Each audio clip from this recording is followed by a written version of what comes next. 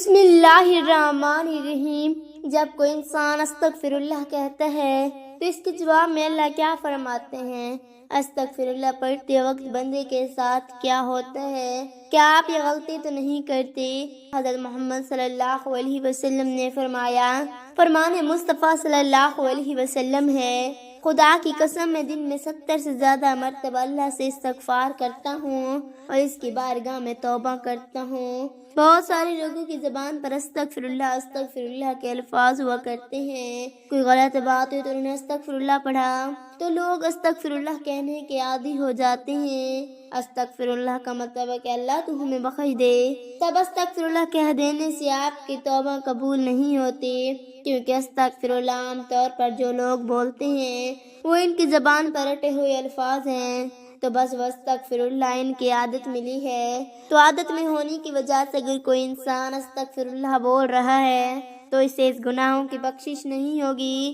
آپ صلی اللہ علیہ وآلہ وسلم نے فرمایا، گناہوں پہ شرمندہ ہونا توبہ ہے، اور جب کوئی انسان اللہ کی بارگاہ میں توبہ کرتا تو اللہ تعالیٰ 7ویں آسمان سے پہلے آسمان پر آ کر ایک خاص نگاہ ڈالتا، ایک توجہ فرماتا ہے اور بندے سے کہتے ہیں، میرے بندے آؤ، میں کب سے تیرے انتظار میں تھا، لوٹ آؤ اپنے رب کی مرضی کی طرف، لوٹ آؤ اپنے رب کی مغفرت کی طرف۔ ایک جگہ اللہ فرماتے، اے لوگو ایسی جنت کی طرف دوڑو جس کی چوڑائی اور لمبائی آسمان اور زمین کے برابر ہے، اور اپنے رب کی مغفرت کی طرف دوڑو۔ تو اس لیے جب کوئی بندہ اللہ تعالیٰ کے سامنے توبہ کرتا ہے یا استغفار پڑھتا ہے تو اللہ تعالیٰ 70 مرتبہ جواب میں اس کو لبیک کہتا ہے۔ ایک شخص 70 سال تک وہ یا سنم یا سنم یا سنم کہتا رہا، اپنے معبود کو پکارتا رہا، تو ایک مرتبہ اس کی زبان پھسلی اور اس کی زبان سے یا سمن کی جگہ یا سمد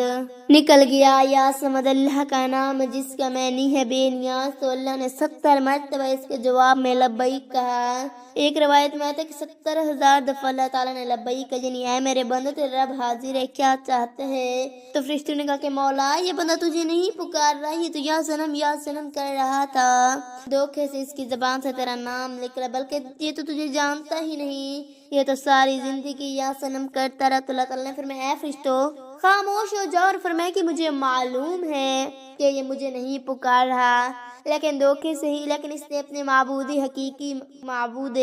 حقیقی کو تو پکارا تو ہے۔ اگر میں نے بھی اس کے سوال پر اس کو جواب نہ دیا تو پھر مجھ میں اور ان میں کیا فرق رہے گا جس کو یہ 70 سال سے پکار رہا ہے۔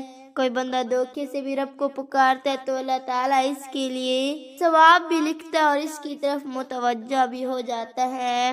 تو اگر آپ ایسے ہی کسی انسان کی زبان پر استغفر اللہ جیسے الفاظ رہتے تو یہ بے فائدہ نہیں ہے، بلکہ بہت اچھی چیز ہے۔ اگر انسان نے اس نیت سے استغفار پڑھا کہ اس نے جو گناہ کیے ہیں ان کی معافی مل جائے گی تو اس کے تمام گناہوں کو اللہ تعالیٰ معاف فرما دیتا ہے۔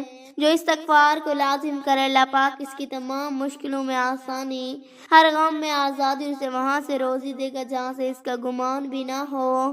استغفار سے دلوں کا زنگ دور ہو جاتا ہے، اندر اپنے گناہوں سے توبہ کرتا ہے تو اللہ کریم لکھنے والے فرشتوں کو اس کے گناہ بھلا دیتا ہے، اسی طرح اس کے اعضاء بھی، یعنی ہاتھ پاؤں کو بھی بھلا دیتا ہے، اور زمین سے اس کے نشانات بھی مٹا دیتا ہے، یہاں تک کہ قیامت کے دن جو اللہ پاک سے ملے گا تو اللہ پاک کی طرف سے اس کے گناہوں پر کوئی گواہ نہ ہوگا۔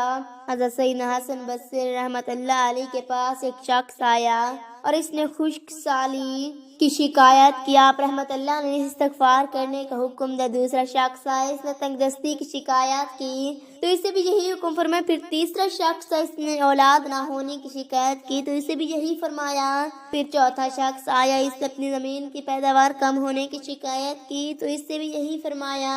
حضرت نبی بن صبی رحمت اللہ علیہ وہاں حاضر تھے، انہوں نے عرض کیا آپ کے پاس ہم لوگ آئے اور انہوں نے مختلف حاجتیں پیش کی، آپ نے سب کو ایک ہی جواب دیا کہ استغفار کرو۔ تو آپ رحمت اللہ علیہ نے ان کے سامنے یہ آیات پڑھی جن میں استغفار کو بارش، مال، دولت اور باغات کے عطا ہونے کا سبب فرمایا گیا ہے۔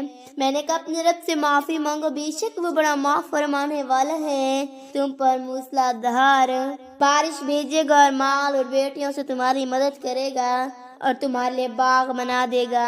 اور تمہارے لیے نہریں بنائے گا۔ بندہ کسی گناہ کو اللہ تعالیٰ کی نافرمانی جان کر اس کے کرنے پر شرمندہ ہوتے اور رب سے معافی مانگے اور آئندہ کے لیے اس گناہ سے بچنے کا پکا ارادہ کرے اور اس گناہ کی تلافی کے لیے کوشش کرے، مثلا نماز قضا کی تو اب بھی ادا ہو کرے گا، چوری کی تھی یا رشوت لیتی تو بعد توبہ وہ مال اصل مالک ہے اس کے ورثہ کو واپس کرے یا معاف کروا لے، اور اگر اصل مالک یا ورثہ نہ ملے تو ان کی طرف سے راہ خدا میں اس نیت سے صدقے کر دے۔ وہ لوگ جب ملے اور صدقہ کرنے پر راضی نہ ہوئے تو اپنے پاس انہیں واپس دوں گا۔ تو اب استغفار کی تمام تر اہمیت اور فضائل کے باوجود بعض بد نصیب نفس و شیطان کے بہکاوے میں آ کر توبہ استغفار کرنے میں ٹال مٹول سے کام لیتے ہیں۔ تو اب آپ کا موقع ملنا بھی بہت بڑی سعادت کی بات ہے۔ بہت سے لوگوں کو توبہ کا موقع بھی نہیں ملتا اور وہ بغیر توبہ کے اس دار فانی سے چلے جاتے ہیں۔ موت کا کوئی بھروسہ نہیں، اس لیے ہمیں بھی بے قصر توبہ استغفار کرنی چاہیے۔ قرآن مجید میں ارشاد باری تعالیٰ کہ اللہ استغفار کرنے والوں پر رحمت کی بارش کرتا ہے اور ان کی طاقت میں اضافہ فرماتا ہے۔ اللہ رب العزت قرآن مجید میں ایک جگہ فرماتے ہیں کہ اور میں نوح علیہ السلام نے اپنی قوم سے کہا اپنے رب سے اپنے گناہ بخشواؤ اور معافی مانگو، یقیناً بڑا بخشنے والا ہے۔ وہ تم پر آسمان کو خوب برستا ہوا چھوڑ دے گا اور تمہیں بے در پہ مال اور اولاد میں ترقی دے گا اور تمہیں باغات دے گا اور تمہارے لیے نہریں نکال دے گا۔ استغفار اللہ کی خوشنودی کا سبب ہے، سے سب سے بڑا ذریعہ ہے۔ ایک حدیث مبارک ہے کہ اللہ پاک توبہ کرنے والے بندے سے اس شخص سے بھی زیادہ خوش ہوتے ہیں جس نے اپنا گمشدہ اونٹ پا لیا ہو۔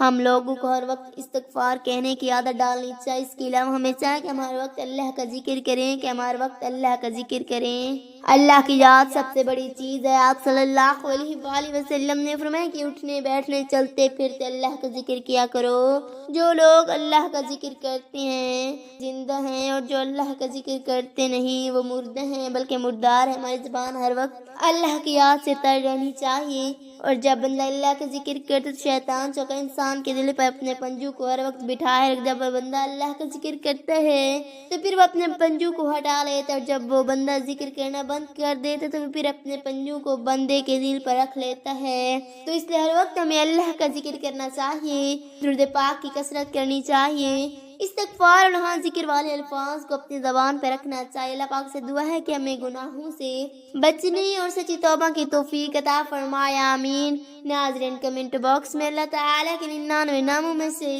ایک نام ضرور ٹائپ کریں، شکریہ۔